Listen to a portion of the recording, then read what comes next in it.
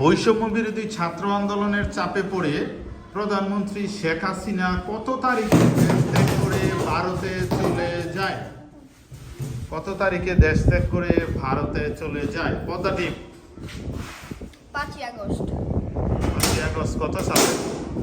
2024 2024 5ই August 5ই August 2024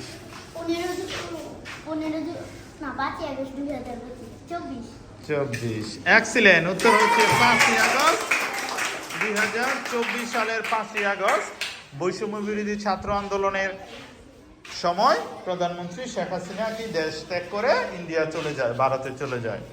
পরবর্তী প্রশ্ন, পানি লাগবে পানি, এই উক্তিটি ওই জুলাই আন্দোলনে কে করেছিল? পানি লাগবে পানি।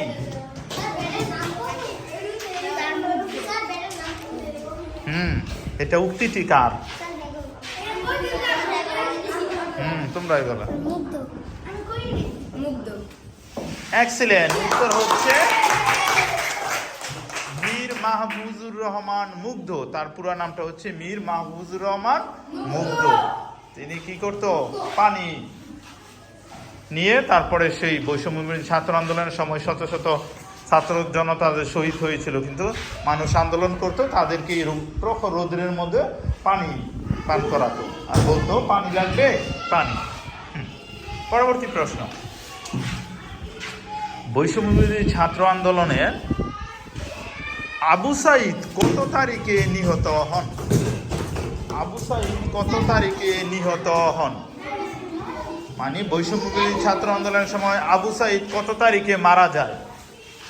বৈষম্য বিরোধী ছাত্র আন্দোলনের প্রথম শহীদ হচ্ছে শহীদ আবু সাঈদ। বলতে হইব শহীদ আবু সাঈদ কত তারিখে মারা যান?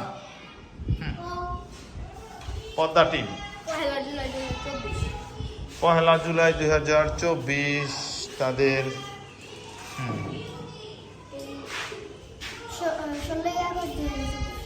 16 আগস্ট 2024 15 জুলাই 2024। সরি, কারো উত্তরই সঠিক হয়নি। আরেকটা সুযোগ দিচ্ছি, শহীদ আবু সাঈদ কত তারিখে মারা যায়? তারা বলো, এটি আগে বলতে হবে, তোমরা এখনো বাজে। শহীদ আবু সাঈদ কত তারিখে মারা যায়? 3, 2 বলো। 16 ডিসেম্বর 16 জুলাই 2024 16 জুলাই 2024 5ই আগস্ট 2024। সঠিক উত্তর হচ্ছে 16 জুলাই 2024 শহীদ আবু সাঈদ মৃত্যুবরণ করেন। পরবর্তী প্রশ্ন, এই যে জুলাই আন্দোলন 2024-এর প্রথম শহীদ হচ্ছে শহীদ আবু সাঈদ। বলতে হবে শহীদ আবু সাঈদ কোন বিশ্ববিদ্যালয়ের ছাত্র? পদ্মা টিম আগে বাজার প্রেস করেছি, তোমরা বলবে।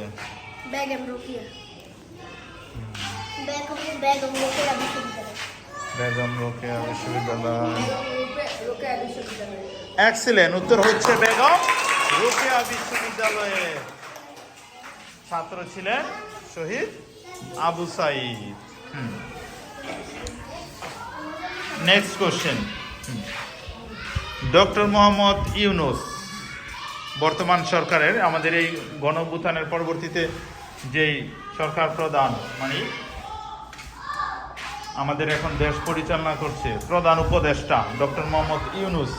বলতে হবে ডক্টর মোহাম্মদ ইউনূস কত সালে নোবেল পুরস্কার পেয়েছেন? হ্যাঁ বলো।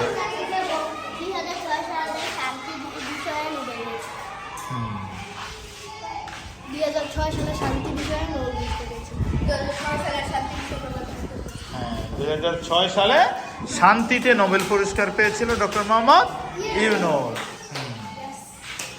পরবর্তী প্রশ্ন,